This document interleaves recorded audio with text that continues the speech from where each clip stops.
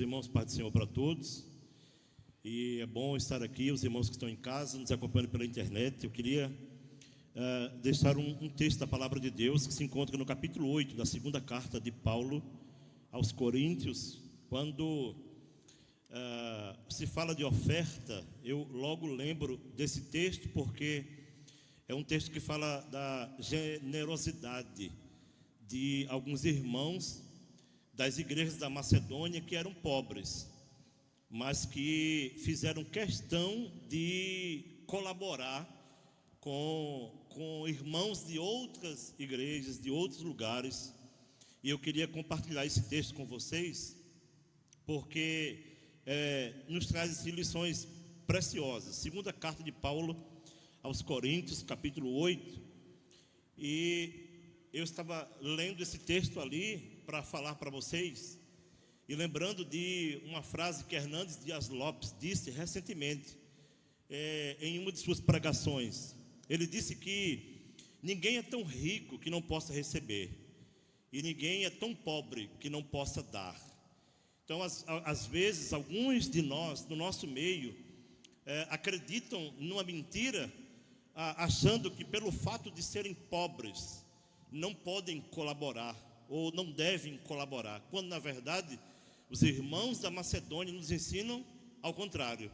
E eu queria compartilhar esse texto com vocês, capítulo 8 da segunda carta do apóstolo Paulo aos Coríntios, a partir do verso 1, diz assim: também, irmãos, vos fazemos conhecer a graça de Deus concedida às igrejas da Macedônia, porque no meio de muita prova de tribulação, manifestaram abundância de alegria, e a profunda pobreza deles superabundou em grande riqueza na sua generosidade.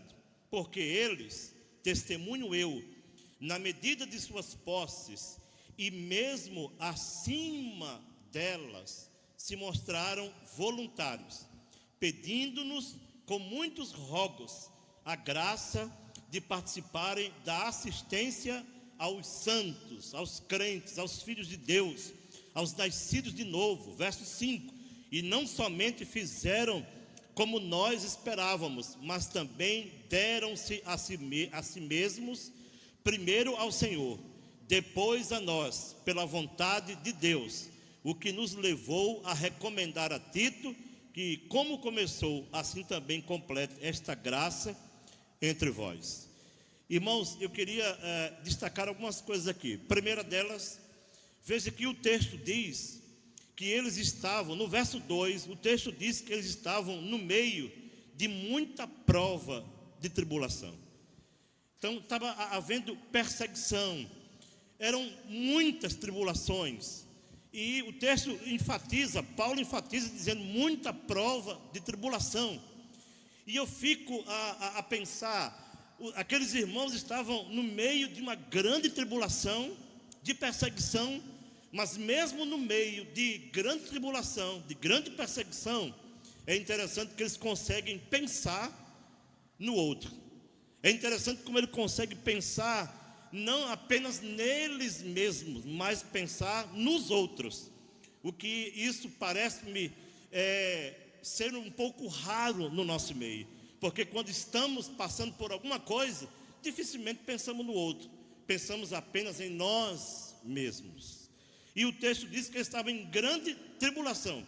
Uma outra coisa que o texto diz, irmãos, no verso 2 ainda, é o seguinte, que Paulo chega a dizer que e a profunda pobreza, eles não eram ricos, eles não eram milionários, eles não eram pessoas de posse, eles eram pessoas pobres. Paulo usa a expressão de profunda pobreza, talvez a expressão miseráveis, mas é interessante, irmãos, que o texto chega a dizer aqui no verso 4, que eles pediram a Paulo, dizendo: Paulo, por favor, não permita que nós venhamos a perder a oportunidade de poder colaborar.